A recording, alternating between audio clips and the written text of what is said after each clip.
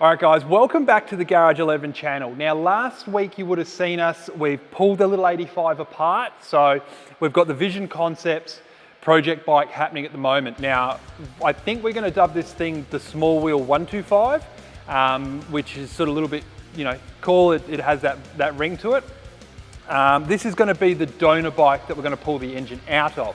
We used Marshall's 125 out of his GasGas to sort of give it a quick test fit, and that's the one that you would have seen last week. So this one's going to be the forever motor for that little project. So what we're going to do today, we're going to quickly pull this engine out of this bike here, put this frame into mothballs, and then we're going to really have a look. We might do a bit of 3D scanning on both the 85 chassis and the 125 engine, and just overlay the two items digitally to give us a rough idea on what issues we're going to have. Now, I have my suspicions with the width of the swing arm, the driveline alignment, which is always a big issue as well, and something you really have to look for. So you sort of have to try and keep that within a plus or minus 3 mil, ideally 0, but with this, there is a bit of GST to be had, which sort of helps us get into that point. So what we're gonna do today, like I said, pull this apart. We're gonna have a look at how it's gonna fit up. Then we're gonna start stripping the engine down, because I do feel we're going to have to do a bit of machining in those cases. So I'm going to just dive straight in, get the engine out, get it apart, and then start measuring backwards from that and see where we're at.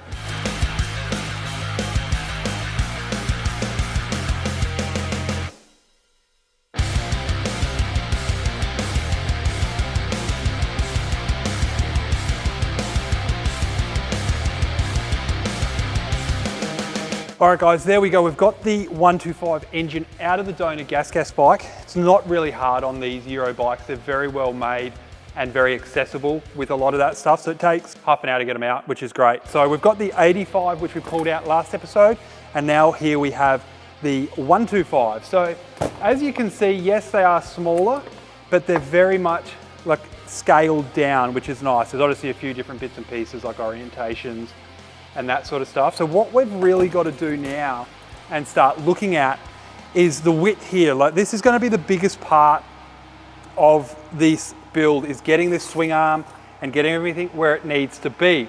So that's how you or how we would approach this. You would start by getting the swing arm pivoting, and then everything else, you sort of lay it forward and work backwards from that particular point. Because the swing arm and its alignment, everything is obviously crucial. That's a hard point. We can't do that. We can't change too much of that like we can with engine mounts, where we can cut them off, move them around, line them up, all that sort of stuff. So I would say they would be more tertiary style modifications for what we're doing here. So we're gonna have to measure up pretty much the difference between this here and this here. So I reckon, roughly, it's gonna be about, overall, it's 120 mil on the 125, and we've got 100 mil on the 85. So we've got to find 10 mil either side to cradle it in.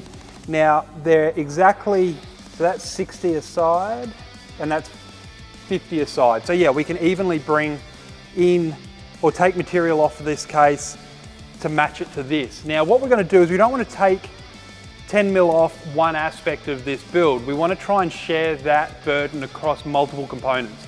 So we're going to probably try and take 5 mil out of each side of this, and then we know we've got GST in the swing arm, so we're going to pop the bearings out of that and maybe take the extra 5 mil out of that. So we're not, like I said, not one component is shouldering the whole responsibility of pulling that 10 mil out or 20 mil total across, because we don't want to undermine anything. So that's what we're going to do.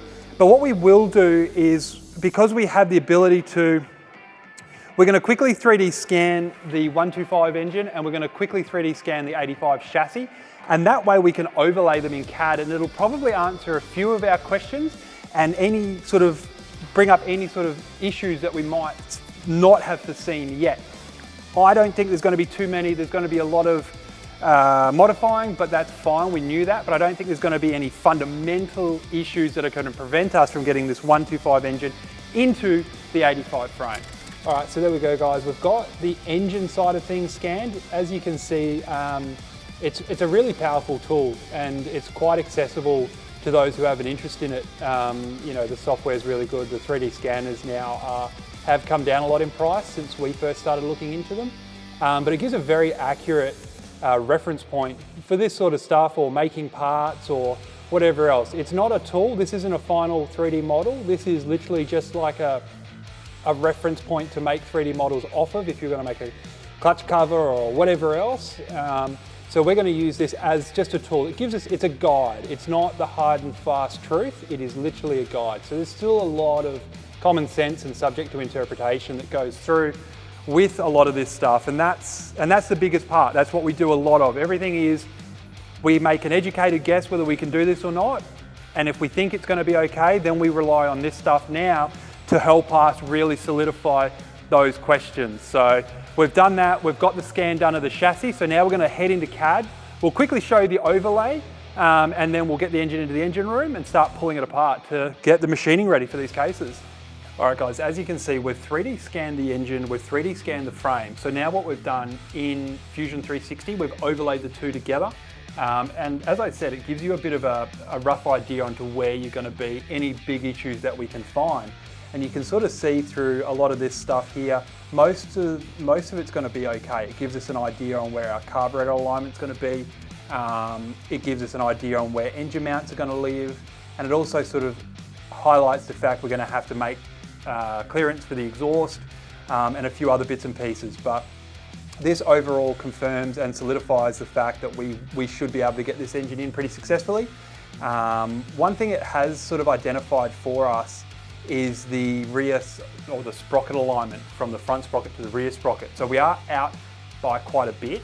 So what we're going to have to do is we're going to have to do a bit of creative engineering and try and bring that into the tune of 7 mil, which is quite a lot. So I think it's about 10 mil out, or 8 mil, I can't remember, but we do have to generally bring it, we have to line the two of them up. So we're going to take a bit from the front and a bit from the back and try and, like I said about the swing arm pivot, we're going to share that load across both components to try and get it to line up nicely. But all in all, I think we should be pretty safe in being able to get this engine into this 85. And what we'll do is once we get to it, we'll probably have a rescan once the engine's actually cradled into the frame properly.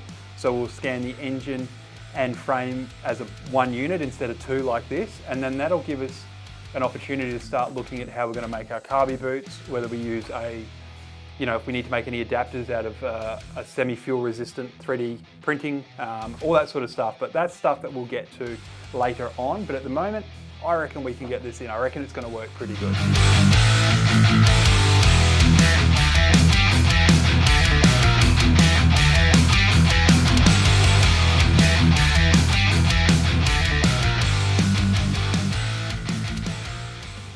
All right guys, so there you have it. As you can see, we've machined the cases on the engine. Now we were going to split the engine apart to do this, but we realized that we could probably actually get it done without. So it saved us a lot of hassle having to split the bottom end.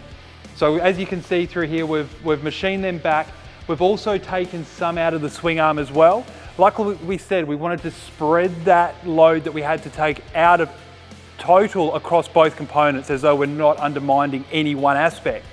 We're still going to have to take a little bit more clearance. Like I said, every time we modify something, it is generally, you never know really where you're going to wind up. You have an idea, but there's always little bits and pieces. So on the driven side here, we've got a step that we've machined. We're going to have to try and build that out as a gradient, as though it is fouling on the swing arm as we go in. But I think we're pretty close now. We're pretty happy. We should be able to quickly tidy that up.